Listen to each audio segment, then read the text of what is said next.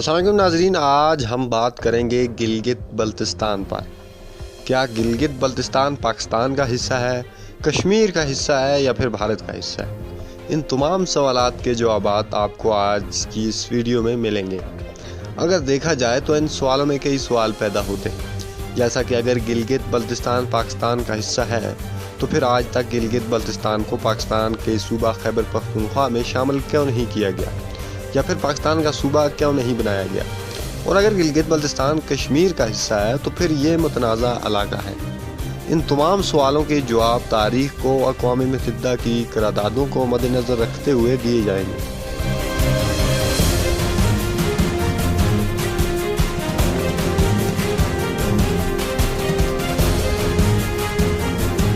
تو ناظرین، 1846 میں انگریزوں نے جموں کشمیر، گلگت بلتستان اور لداخ کے علاقے سکھوں سے چھین کر مہاراجہ گلاب سنگھ ڈوگرا کو ایک معاہدے کے تحت دیے۔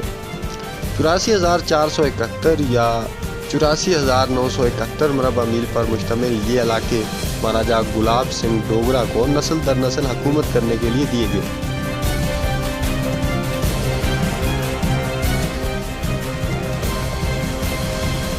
روس میں کمیونسٹ انقلاب کے بعد برطانیہ کو ان علاقوں کی اہمیت کا احساس ہوا۔ برطانیہ کو یہ خطرہ پیدا ہوا کہ کہیں کمیونزم اس راستے سے برصغیر میں داخل نہ ہو جائے۔ فوجی ماہرین کی رائے کے مطابق یہاں ایک مضبوط فوج رکھنے کا فیصلہ کیا گیا۔ چنانچہ اس صورتحال سے مہاراجہ کشمیر کو آگاہ کیا گیا۔ روس کی سرحد کے ساتھ ایک پٹی 60 سالہ پٹے یعنی لیز پر حاصل کرنے کے لیے مہاراجہ کشمیر کو راضی کیا گیا۔ چنانچہ 29 مارچ 1935 کو گلگت ایجنسی کا مختصر علاقہ 60 سال کے لیے لیز پر دے دیا گیا۔ اس معاہدے پر برطانیہ کی طرف سے کرنل ایل ای لانگ اور کشمیر کی طرف سے مہاراجہ ہری سنگھ نے دستخط کیے۔ اب سوال یہ پیدا ہوتا ہے کہ لیز پر کتنا علاقہ برطانیہ کو دیا گیا تھا، اور لیز پر دیے گئے علاقے سے مہاراجہ کشمیر کا اقتدار ختم ہو گیا تھا یا نہیں؟ مورخین کے مطابق 1,480 یا 14,480 مربع میل علاقہ لیز پر دیا گیا تھا۔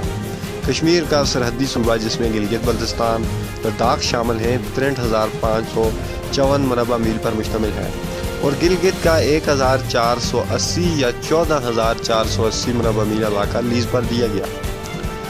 تو ناظرین، کسی علاقے کو لیز پر دینے سے حق ملکیت ختم نہیں ہو سکتا، اور تاریخ کی روشنی میں یہ بات بالکل واضح ہے کہ علاقے کشمیر کے اقتدار اعلیٰ میں رہے برطانوی حکومت اور مہاراجہ کے درمیان ہونے والے معاہدے میں یہ واضح لکھا ہے کہ یہ علاقے مہاراجہ کی ریاست میں تصور کیے جائیں گے۔ ایجنسی ہیڈ کوارٹر پر ریاست کا پرچم ہمیشہ برقرار رہے گا۔ 1934، 1938 اور 1941 میں منتخب ہونے والی اسمبلی میں بھی ان علاقوں کے نمائندے شامل تھے۔ 1934 میں منتھونٹ شاہ اور کالن زانگلو لداخ سے، افتخار علی خان آفخپلو اسکردو سے، سید وجاہت علی شاہ کرگل سے اور وزیر محمد خان استور گلگت سے نمائندے تھے۔ 1941 میں مسٹر جگمت دادول اور نونو رنچن لداخ سے، مسٹر فتح علی خان اسکردو سے، مسٹر احمد علی خان کرگل سے اور راجہ غلام رضا خان استور گلگت سے نمائندے تھے۔ جب انگریز ہندوستان چھوڑ کر جا رہے تھے تو 3 جون 1947 کی منصوبہ بندی کے تحت طے پایا کہ برطانیہ اپنا قبضہ ہندوستان سے ختم کر دے گا، اور وہ تمام معاہدے جو برطانوی ہند کی شخصی ریاستوں سے طے ہوئے ہیں خود بخود منسوخ ہو جائیں گے۔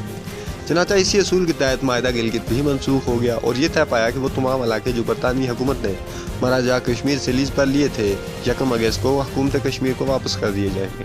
مہاراجہ کشمیر کے حکم سے وزیر اعظم کشمیر رام چند کاک نے 12 جولائی 1947 کو ایک حکم نامہ جاری کیا، جس میں وزارت گلگت کو صوبے کا درجہ دے کر بریگیڈیئر جنرل اسٹاف گھنسارا سنگھ کو صوبے کا گورنر تعینات کیا گیا۔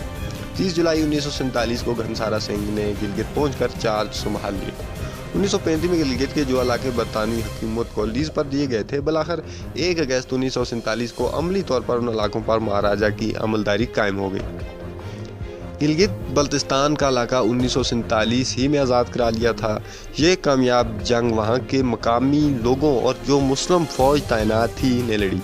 مہاراجہ ہری سنگھ ریاست کو خود مختار رکھنا چاہتا تھا۔ 22 اکتوبر کو جب کشمیر پر قبائلی حملہ ہوا تو مہاراجہ ہری سنگھ گھبرا کر سری نگر سے جموں فرار ہو گیا۔ 26 اکتوبر 1947 کو راجہ ہری سنگھ نے لارڈ ماؤنٹ بیٹن جو گورنر جنرل ہند تھا کو خط لکھا کہ فوجی مدد کی اپیل کی۔ ہندوستان نے فوجی مدد کو الحق سے مشروط کیا، مجبوراً مہاراجہ سے حلف نامے پر دستخط دیے گئے۔ 27 اکتوبر 1947 کو ہندوستانی فوج ریاست کے دارالحکومت سری نگر کے ہوائی اڈوں پر اترنا شروع ہو گئی۔ پاکستانی فوج بھی اعلانیہ طور پر ریاست میں داخل ہو گئی۔ گلگت کے لوگوں نے بھی بغاوت کر دی۔ گورنر گلگت گھنسارا سنگھ کو گرفتار کر لیا گیا۔ اپنے ایک بیان میں عمران خان نے میجر براؤن کو گلگت کا فاتح قرار دیا، مگر تاریخ میں فاتح گلگت کرنل مرزا حسن کل ہے۔ تو ناظرین، اب ان حقائق کی بات کرتے ہیں جو یہ ثابت کرتے ہیں کہ کیا گلگت بلتستان کشمیر کا حصہ ہے، پاکستان کا حصہ ہے۔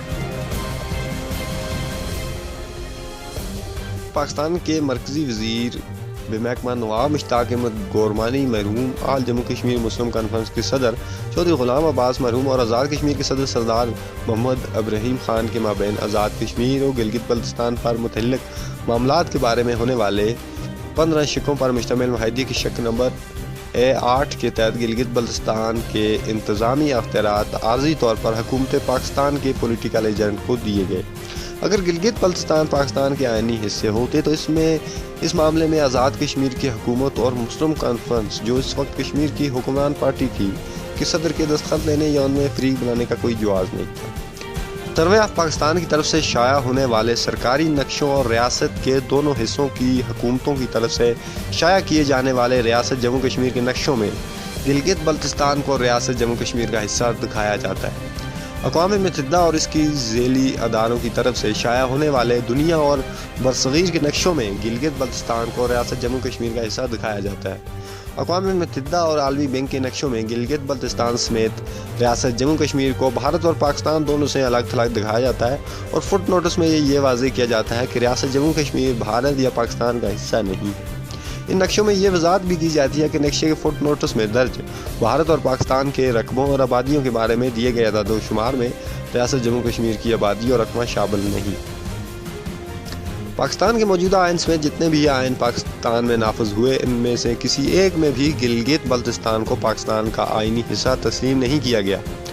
پاکستان کی سپریم کورٹ اور لاہور ہائی کورٹ نے کئی بار اس بات کی وضاحت کی ہے کہ گلگت بلتستان کے علاقے ریاست جموں کشمیر کے آئینی حصے ہیں، پاکستان کے نہیں، اور ان کی آئینی حیثیت آزاد کشمیر سے کسی طرح مختلف نہیں۔ اگرچہ 1935 میں گلگت کے کچھ علاقے انگریزوں نے ریاستی حکومت سے لیز پر لیے تھے، لیکن یہ علاقے انہوں نے 1 اگست 1947 کو قیام پاکستان سے 2 ہفتے پہلے ہی ریاست جموں کشمیر کو لوٹا دیے تھے۔ ریاستی حکومت نے گلگت بلتستان اور لداخ کو لا کر انہیں ریاست کے تیسرے صوبے کا درجہ دیا گیا اور بریگیڈیئر گھنسارا سنگھ کو اس تیسرے صوبے کا گورنر مقرر کیا، جس نے 2 اگست 1947 کو اپنے عہدے کا چارج لیا تھا۔ یہ امر بھی قابل ذکر ہے کہ 1935 اور 1947 کے درمیانی عرصے میں بھی گلگت کا علاقہ استور اور بلتستان کا سارا علاقہ ریاستی حکومت کے زیر انتظام تھا۔ یہ علاقے انگریزوں کے زیر انتظام بھی نہیں رہے۔ یہ بھی ایک حقیقت ہے کہ گلگت کے جو علاقے 12 سال تک انگریزوں کے زیر انتظام رہے، اس دوران بھی گلگت میں انگریزوں کے جھنڈے کے ساتھ ریاست کا جھنڈا بھی لہراتا تھا، اور سرکاری دفاتر میں نچلے درجے کا عملہ ریاستی ہوتا تھا، صرف اعلیٰ افسر انگریز تھے۔ ہنزا اور نگر کے راجے اور پولیٹیکل ڈسٹرکٹ کے گورنر بھی ریاستی حکومت کے ماتحت تھے۔ 1934 سے ریاست جموں کشمیر کی اسمبلی کے قیام سے 1947 تک اس اسمبلی میں گلگت بلتستان کے علاقوں کو نمائندگی حاصل تھی۔ اب بھی مقبوضہ کشمیر کی اسمبلی میں آزاد کشمیر اور گلگت بلتستان کے لیے مختص 25 نشستیں خالی ہوتی ہیں۔ پاکستان اور بھارت دونوں نے اقوام متحدہ کی کمیشن برائے بھارت و پاکستان کی قراردادوں کو تسلیم کیا ہے، اور ان پر یہ ہیں ان قراردادوں کے تحت جنہیں پاکستان آج بھی تسلیم کرتا ہے اور ان کے تحت مسئلہ کشمیر کو حل کرنے کا مطالبہ کرتا رہتا ہے۔ ریاست کے دوسرے حصوں کی طرح گلگت بلتستان میں بھی ریاست کے مستقبل کے تعین کے لیے رائے شماری ہونی تھی۔ اگر یہ علاقے پاکستان کا حصہ ہوتے تو پاکستان یہ بات کیسے تسلیم کرتا کہ اس کے علاقے میں ریاست جموں کشمیر کے مستقبل کے بارے میں رائے شماری؟ ریاست جموں کشمیر میں بھارت کی زیر تسلط علاقے اور ریاست کے بھارت سے آزاد شدہ علاقوں کے درمیان ان کو سیز فائر لائن، اب لائن آف کنٹرول کہا جاتا ہے، جبکہ بھارت کو پاکستان سے جدا کرنے والی لائن کو پاک بھارت سرحد کہا جاتا ہے۔ اگر گلگت بلتستان پاکستان کا حصہ ہوتا تو گلگت بلتستان کو مقبوضہ کشمیر سے جدا کرنے والی لائن کو پاک بھارت سرحد کہا جاتا، لیکن اس لائن کو سیز فائر لائن کہا جاتا ہے، صرف اس لیے کہ گلگت بلتستان پاکستان کا حصہ نہیں، ریاست جموں کشمیر کا حصہ ہے۔ جہاں تک گلگت بلتستان کے کچھ لوگوں کو کے اس استدلال کا تعلق ہے کہ ان علاقوں کے لوگوں نے 1947 میں ہی پاکستان سے الگ کیا۔ اس کا نہ تو پاکستان کے آئین میں کوئی ذکر ہے، نہ اس بارے میں کوئی دستاویز موجود ہے، نہ ہی معلوم ہے کہ یہ الگ کس تاریخ کا ہوا اور کس نے کیا، اور اگر کسی نے یہ الگ کیا بھی تو اسے ایسا کرنے کا کون سا آئینی حق حاصل تھا۔